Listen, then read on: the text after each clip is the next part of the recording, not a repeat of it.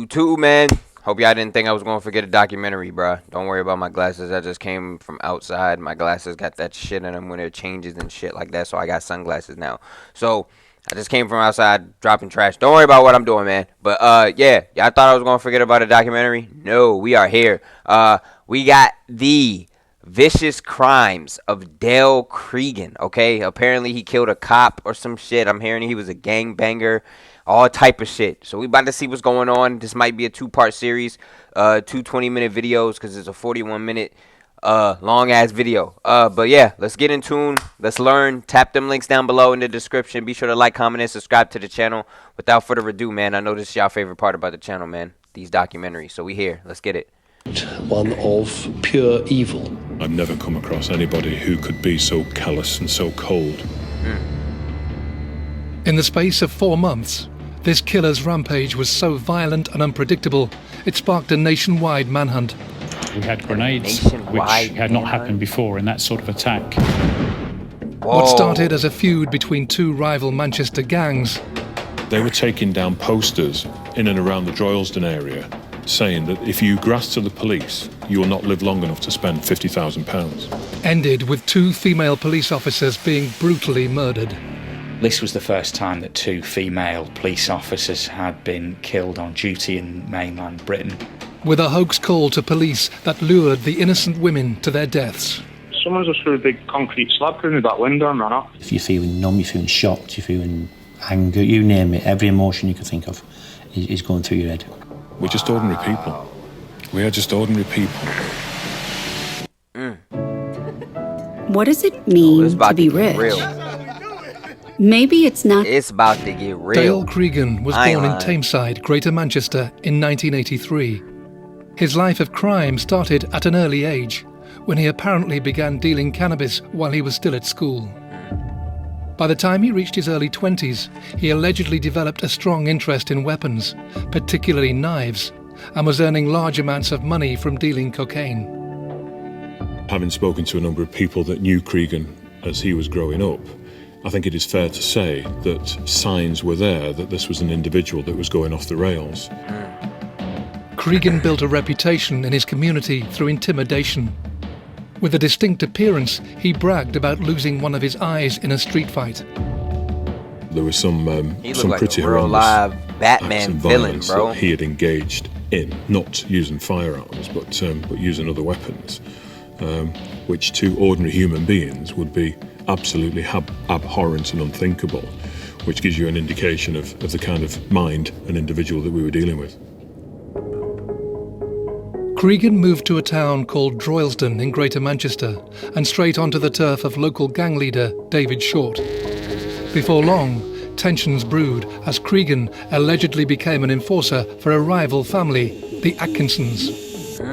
A turf war began which saw unprecedented levels of violence, including people being shot at, run over and stabbed. Lord. A dangerous feud that ultimately became deadly in 2012. They got CCTV.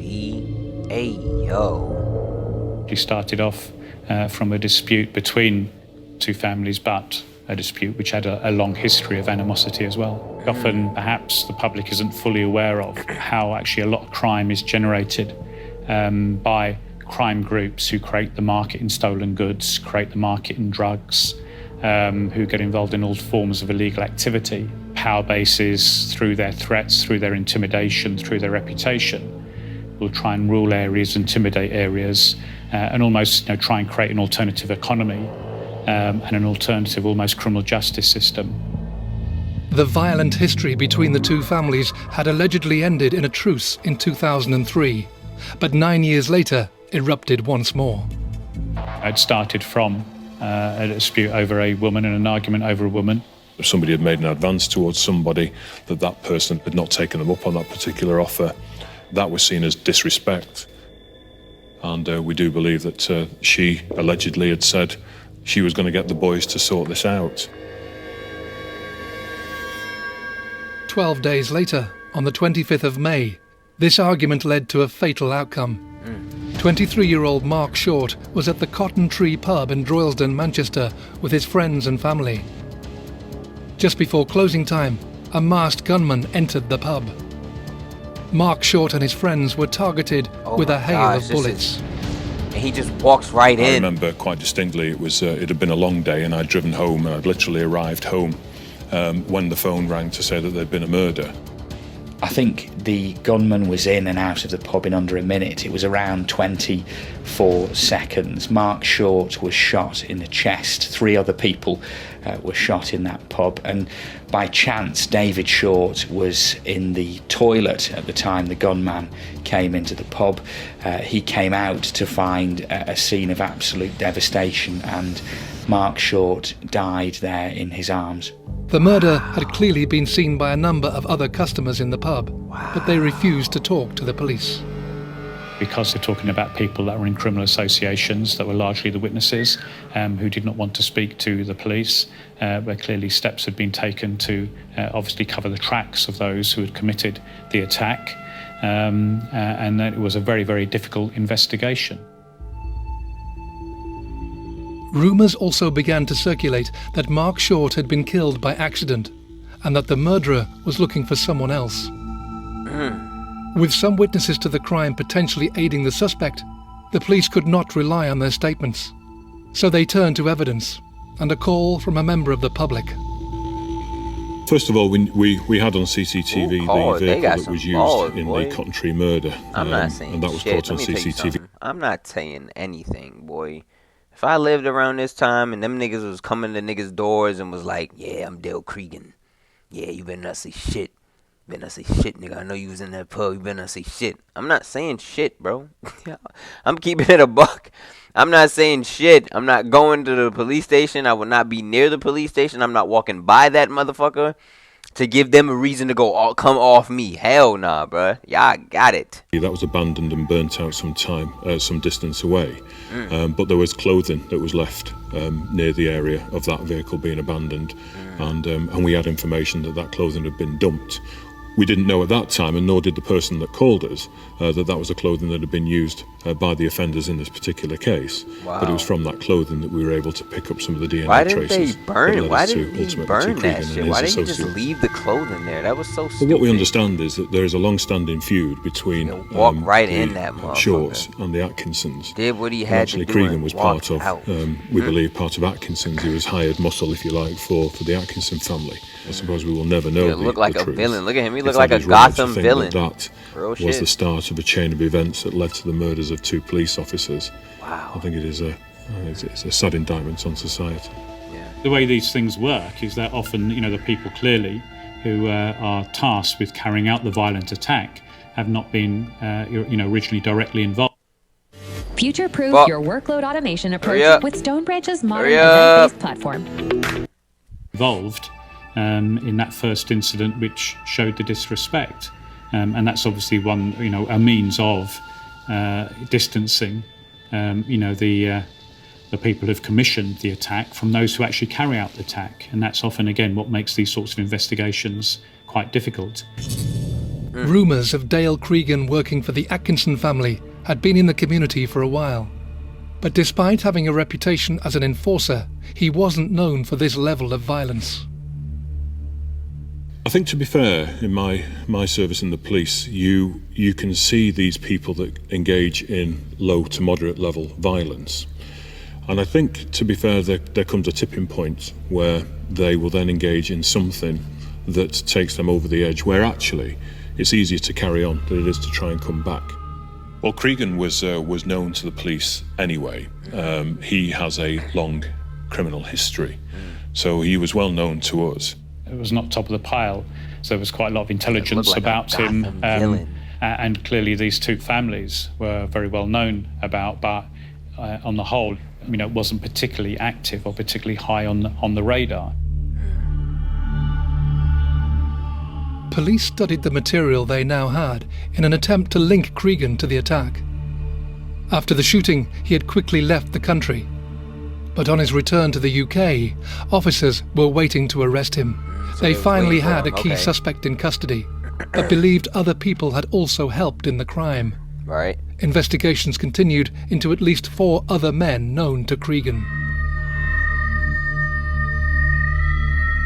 We were always very worried that there could be further attacks, the sort of challenges we had was clearly, number one, finding the people responsible, people who are highly skilled in covering their tracks, who will have a wide web of associates who will protect them. We then had a huge number of people who were potentially at threat because we didn't know who next within the criminal associations would then be targeted. How do the police be finding out who you be associated with? This shit be crazy sometimes, bro. I ain't lying. Damn.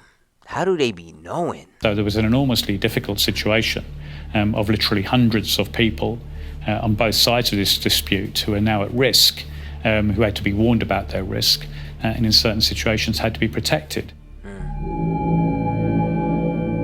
What had begun as a small-scale dispute between two families had turned into one of Greater Manchester Police's largest investigations. And CREGAN, one of their main suspects, was about to become a free man. What? How? We couldn't at that point get sufficient evidence together, which would have then enabled the Crown Prosecution Service to have then charged them. And that is why they were then let out on bail. And that is, whether we like it or not, a common occurrence. Yeah. A young father's death increased tension in the community, but officers had to release Dale CREGAN from police custody without charge. However, their investigation into two other associates of his led to their arrests. 27-year-old Luke Livesey from Hattersley and 38-year-old Damien Gorman from Glossop were charged with the murder of Mark Short and 3 attempted murders on his friends. So that must have been the Police believed they finally had shit. their suspects in custody until another gruesome attack occurred. He off somebody again?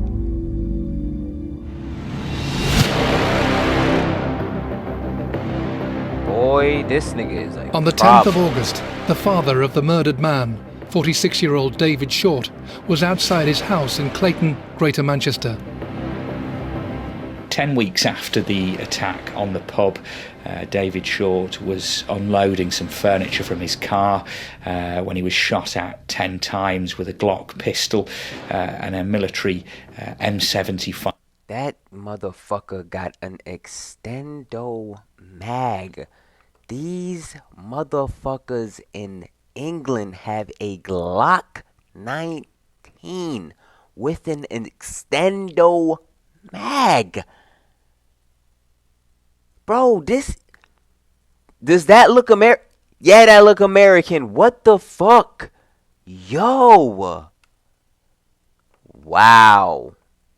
Short was unloading some furniture from his car when he was shot at 10 times with a Glock pistol and a military M75 hand grenade. A Yugoslavian military hand grenade was used against him.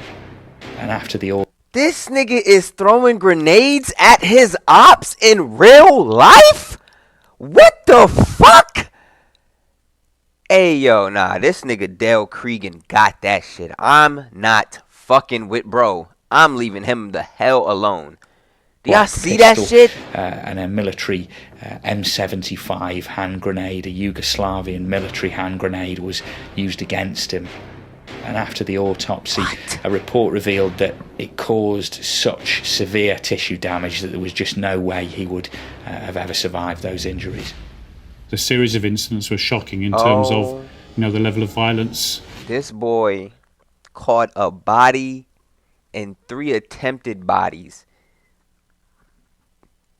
A month later, he get released on bail because of insufficient evidence. And he went and caught another body and did his op dirty and threw a grenade at his op when he came home. What the fuck? Which was used. The fact that we had grenades used, which had not happened before in that sort of attack. This is not a gang really member. in the British mainland in that way. That said, organised crime groups are about using extremes of violence. That's how serious criminals rule the roost. The use of grenades created huge challenges for us. Bro, Digger D and SR and 150 and 410 and Suspect and C2 and Peckwater and all these other gangs, nobody is using grenades. Don't try to say, oh, it's just a common thing. No! Hell no, it's not! Are you serious? Grenades? In terms of how our firearms officers were then going to be able to capture somebody who potentially was able to use that type of weaponry. And I remember vividly seeing an image afterwards of a van that was used in that attack. The side of the van, the roof, was absolutely peppered with holes from the shrapnel of one of these military hand grenades. So anybody anywhere near one of them would have stood absolutely no chance. But that image of that van sticks in my head, and I think at that point I realised just how dangerous this man was. Once the second murder occurred, we then realised that we had some significant issues that It's over. It is fucking over. Just cut the fucking video off. It's over. I don't want to hear nothing about no yinging. I don't want to hear nothing about no chinging. I don't want to hear nothing about we catching him and his mom at the chicken shop on Tuesday. I don't want to hear about none of that shit. Dale CREGAN is the wildest nigga I done ever heard about. I don't give a fuck about no Steeler from Wood Green. Don't tell me about him, because I already know he already hacking out fat niggas' heads with an axe. This nigga don't got a grenade, though. He don't got a grenade like Dale CREGAN. What is going on? This nigga is a problem, bro. Dale CREGAN is a problem, bro. This nigga is doing ride-outs, executing military-grade missions, throwing grenades, and offing his op with an extendo mag with a clip. This is crazy. This is crazy. This is crazy. We had to deal with very, very quickly. This is crazy. Well, David Short survived the attack on the pub in which Mark Short was killed.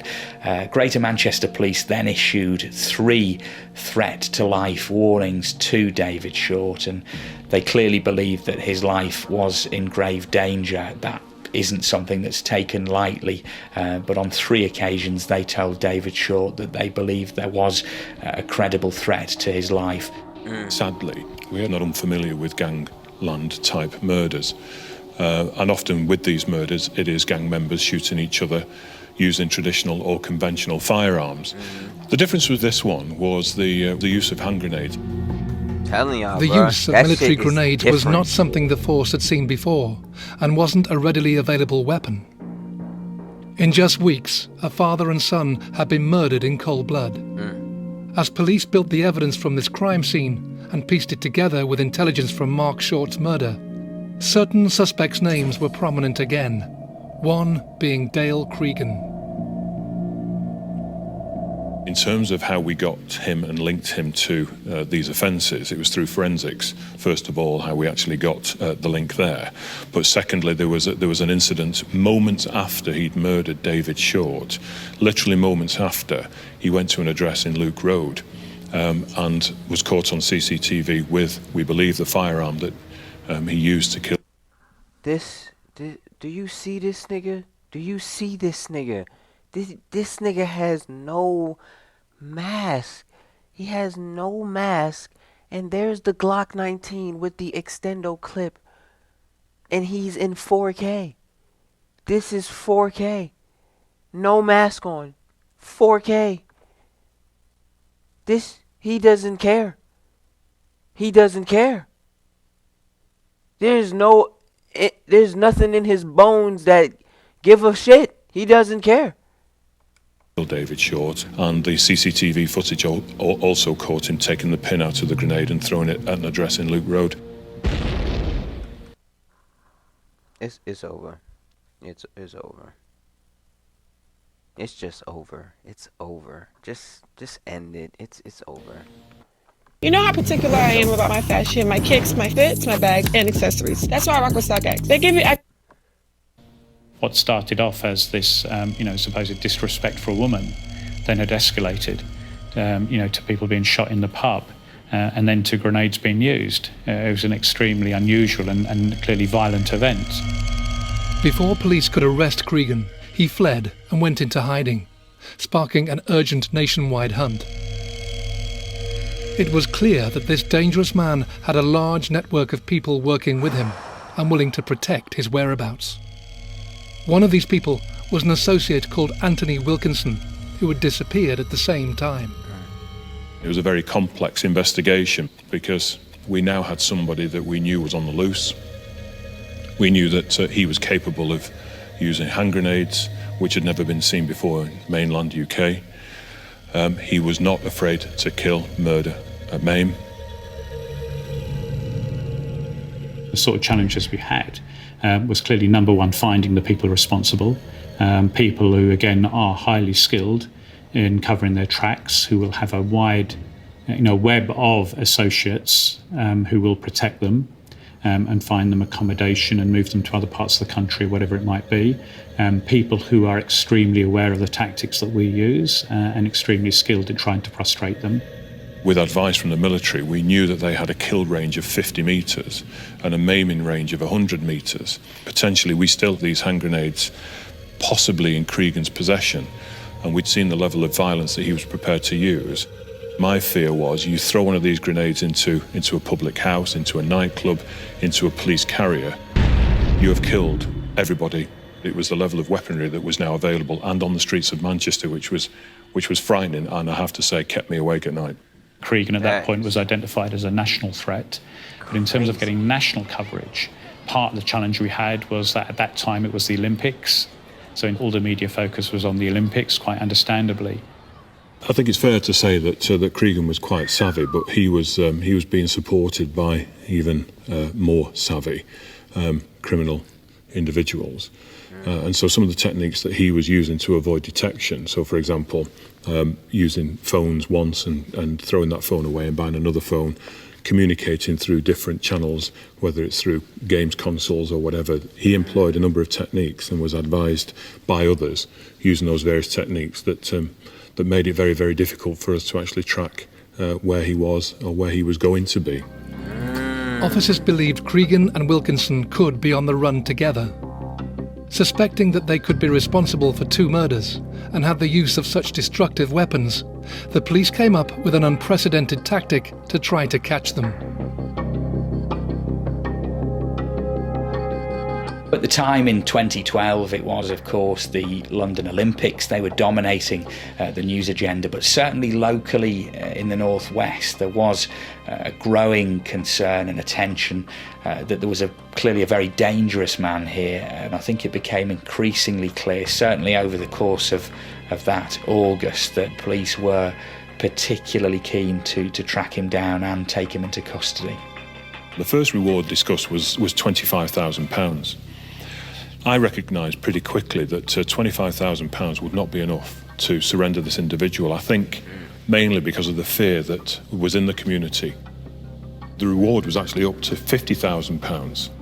I remember having the conversation saying, you're going to have to do something which is unprecedented too in terms of reward. This is going to have to be life-changing. Yeah. Let's say it's £1 million. Because I remember my officers coming in and saying that they were taking down posters in and around the Droylsden area saying that if you grass to the police, you will not live long enough to spend £50,000. Boy, what do you do, nigga?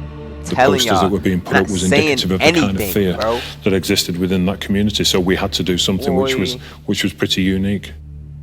Well, the reward in this country is rare, but this was particularly rare in that it was being offered not for the conviction of Dale CREGAN, but merely for his arrest. And it was also only to be given to somebody who called Crime Stoppers with information that, of course, led to the arrest of Dale CREGAN. So it was very clear very quickly that police were very keen to track him down and to take Dale CREGAN into custody.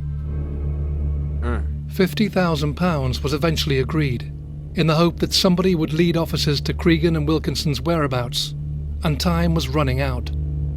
With little information still coming forward, they took the extraordinary step of putting on display £50,000 cash, their biggest ever reward. Wow. One anonymous phone call to Crime Stoppers, that's all it's going to take. And we will pay you £50,000 for that information, which leads to the arrest of CREGAN and Wilkinson. Now the threat had escalated to an incredible proportion that we had over 100 people that we considered now to be at risk because of the links with these gangs. Over 100 people that we considered were going to be the next target. Damn. Because of the high risk to the public, police struggled to protect the sheer number of people who could potentially become the killer's next victim. And despite the substantial reward, the local community remained silent. Cregan and Wilkinson were nowhere to be found, but there was a breakthrough. Another suspect, 24-year-old Jermaine Ward, was arrested and charged with David Short's murder. However, police were confident that he hadn't acted alone and needed to find the other dangerous men quickly. Type. Hey, I got her a little Oh something. man, Lord. A little something, I'm Dad? gonna wait till this one go away. Alright, man. This was part 1. Just meet me over there at part 2, bro. We're gonna continue this shit right now. So meet me over there.